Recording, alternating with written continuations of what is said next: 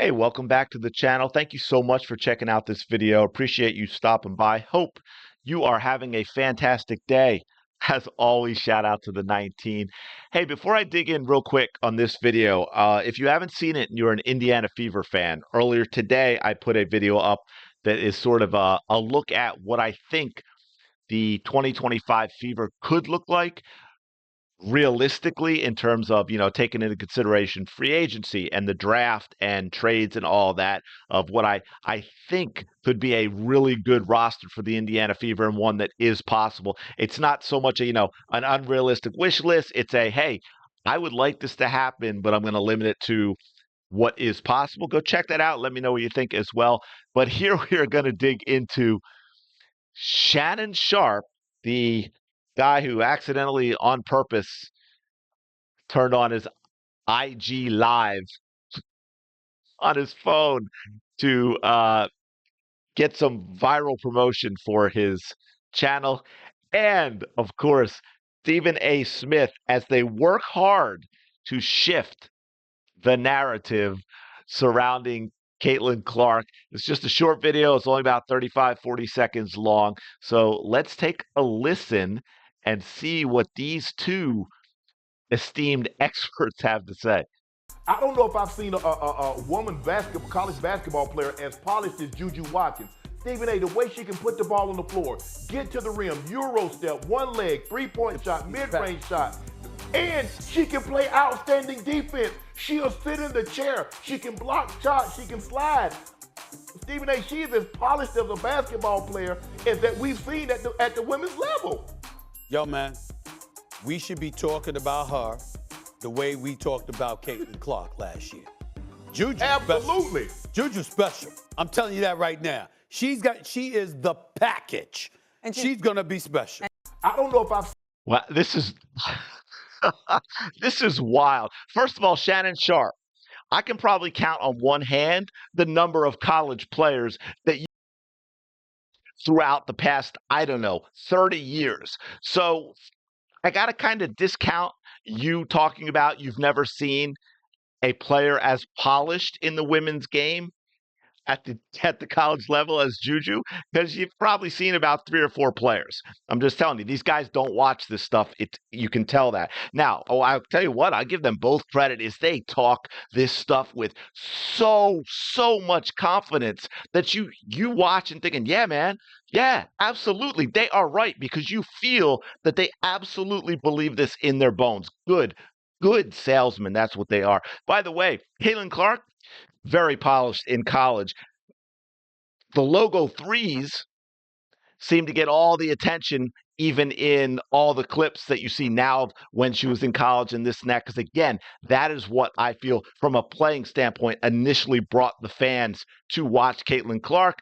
But as we saw in the WNBA, where she broke ankles multiple times and literally had players on the court, on the ground, fallen down because of her ability to change direction with her handles and get to the rim.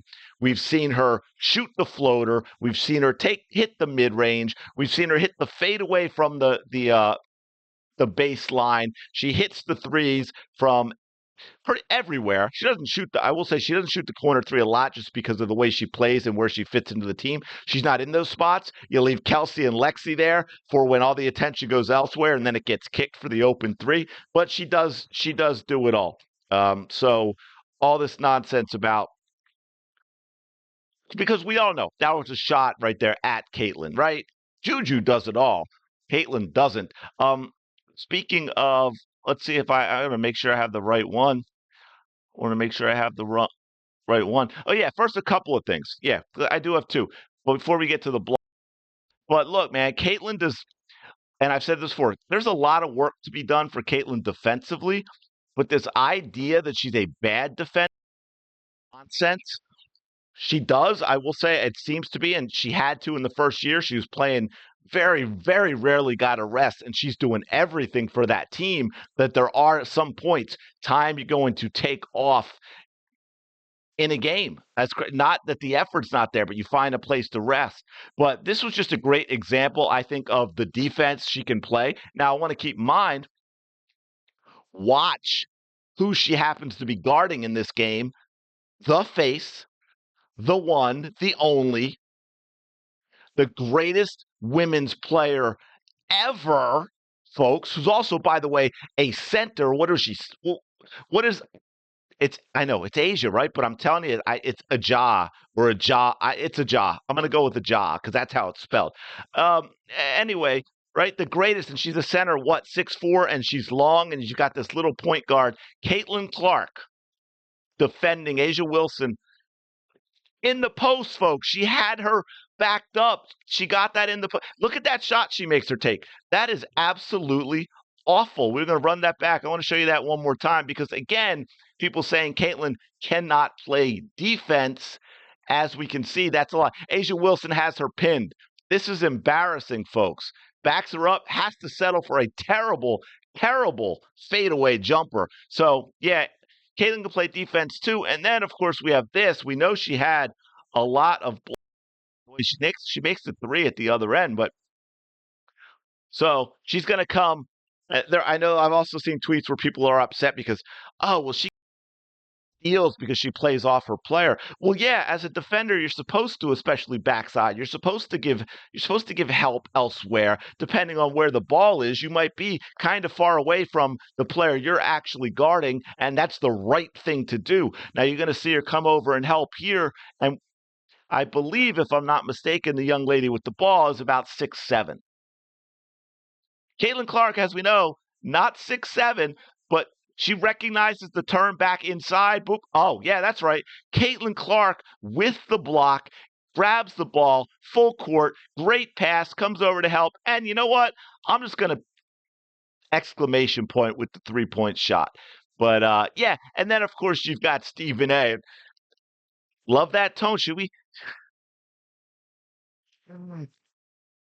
mess up now, right? But let me see if I can get this. Her, the way we talked about Caitlin Clark last year. Juju Absolutely. Special. Juju special. I'm telling you that right now. She is the package. And she's gonna tell you that right now. She is special. She is the package. Stephen A. She's a sophomore. She's a very good player. She is not Caitlin Clark, who's the greatest ever come out of the women's college game. Let's let Juju develop. We'll see where it goes. But to that point, and it's interesting because we know Hannah is troublesome to a lot of these people because of her off the court beliefs. But I'm sorry, did they miss? Well, we know they missed it because they don't watch the games. Did they miss Hannah Hidalgo beat both USC with Juju Watkins and UConn convincingly? Did she not outplay Paige, the great Woke Hope Beckers, and Juju Watkins? Yes, Hannah Hidalgo did exactly that. These guys are wild. Oh, it's a lot of fun to watch them, though. I tell you that. So I guess they bring in the views with that. Look at me. I'm watching it. I'm entertained. Hopefully you're entertained. But again, there's the shift. No, you should not be talking about Juju now the way you talked about Caitlin last year. Caitlin Clark was in her senior year of the greatest college career ever, breaking the women's scoring record, breaking the men's scoring record, taking Iowa all the way back to the finals once again, beating LSU in the rematch in the final eight, beating Paige Beckers and Gino. Caitlin Clark's fan base is delusional and stupid in the Final Four. Yeah, Paige still doesn't have a national championship at UConn. No, you're not.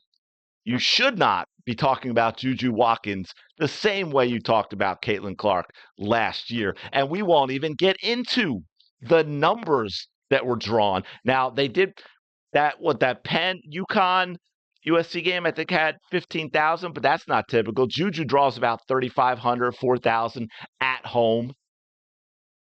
So come on, Stephen A.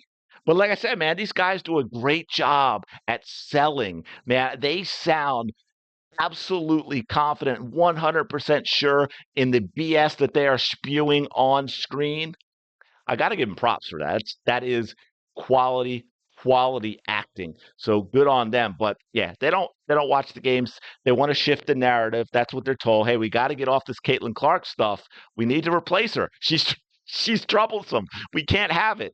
But anyway, I'm going to leave it there. Let me know your thoughts in the comments below about Stephen. I don't even know why Shannon's weighing into this stuff, but hey, teach his own, I guess. Let me know your thoughts in the comments below. Don't forget to like and subscribe. It really, really does help out a lot, and I do appreciate it.